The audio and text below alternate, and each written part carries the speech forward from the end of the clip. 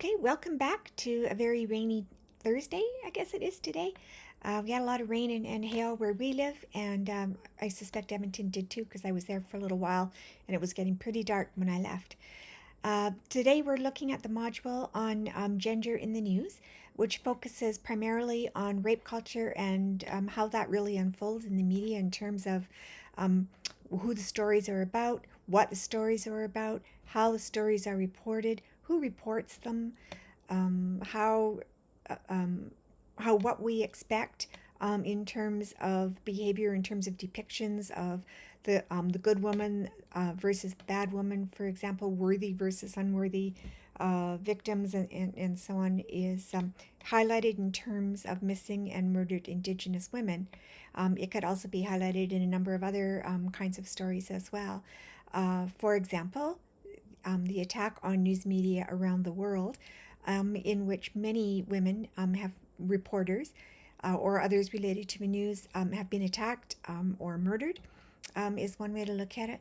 The situation with Lisa LaFlamme, for example, on CTV News, is another thing to think about when you think about how men's careers in the media unfold and how they're valued, and how they progress, how women's careers even get started, how they progress, what happens to them when they decide not to dye their hair anymore, for example, or they get older, or they get fat, or they in some way um, um, resist, I guess, the stereotype of what a woman reporter should look like.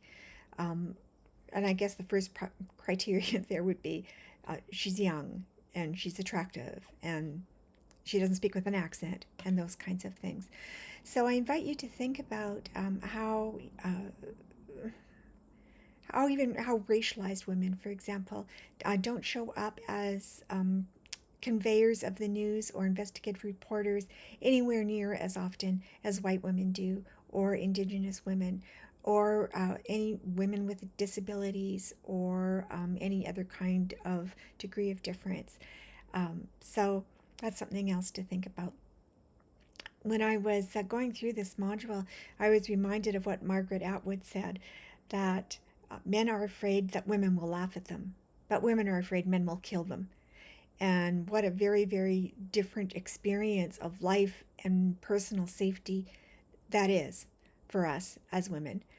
Um, you know, I'm not sure about you, but I've never walked to my car without worrying about whether there will be someone following me or someone in the back seat. I never get on an elevator with a man if I'm alone. There need to be other people on the elevator.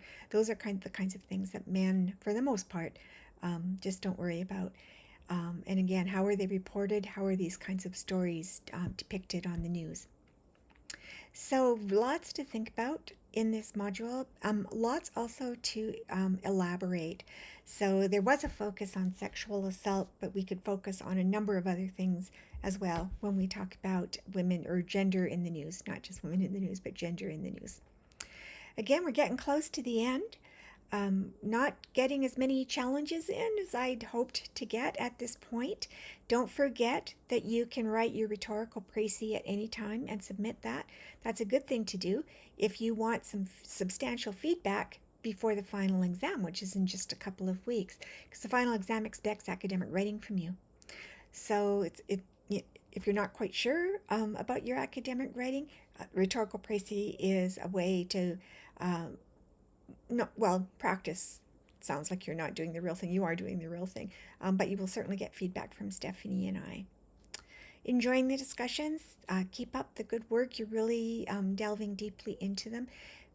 This module, for example, scaffolded ideas from the religion and spirituality module, and I see that you're bringing in ideas from the other module as well, and that's really good to see. So until next module, I'm signing off now.